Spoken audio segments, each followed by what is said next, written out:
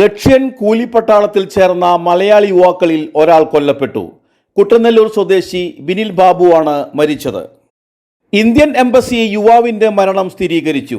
യുക്രൈന്റെ ഷെല്ലാക്രമണത്തിൽ ബിനിലിന് ഗുരുതരമായി പരിക്കേറ്റിരുന്നു. റഷ്യൻ കൂലിപ്പട്ടാളത്തിൽ ചേർന്ന യുവാക്കളെ നാട്ടിൽ തിരികെ എത്തിക്കാനുള്ള ശ്രമത്തിനിടെയാണ് ബിനിൽ കൊല്ലപ്പെട്ട വിവരം സ്ഥിരീകരിക്കുന്നത്. ബിനിലിനൊപ്പം റഷ്യയിലെത്തിയ കുറാഞ്ചേരി സ്വദേശി ജെയിൻ റഷ്യൻ അധിനിവേശ യുക്രൈനിൽ നിന്നും റഷ്യൻ തലസ്ഥാനമായ മോസ്കോയിലെത്തിയെന്ന വിവരം കിട്ടി.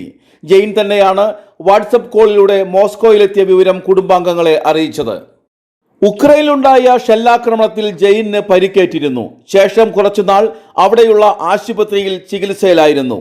2 ദിവസം മുൻപാണ് മോസ്കോയിലുള്ള ആശുപത്രിയിൽ എത്തിച്ചത്. ആശുപത്രിയിലുള്ള ഫോട്ടോയും ജെയിൻ ബന്ധുക്കൾക്ക് അയച്ചു കൊടുത്തിരുന്നു. ഇരുവരെയും നാട്ടിലെത്തിക്കാനുള്ള ശ്രമം നടക്കുന്നതിനിടയിലാണ് ഇരുവർക്കും പരിക്കു പറ്റിയത്. ഗുരുതരമായി പരിക്കേറ്റിരുന്ന ബിനിലിനെ കുറിച്ച് കഴിഞ്ഞ ദിവസങ്ങളിലൊന്നും വിവരം ലഭിച്ചിരുന്നില്ല. ഇതിനു പിന്നാലെയാണ് ബിനിലിന്റെ വിയോഗ വാർത്ത എത്തുന്നത്.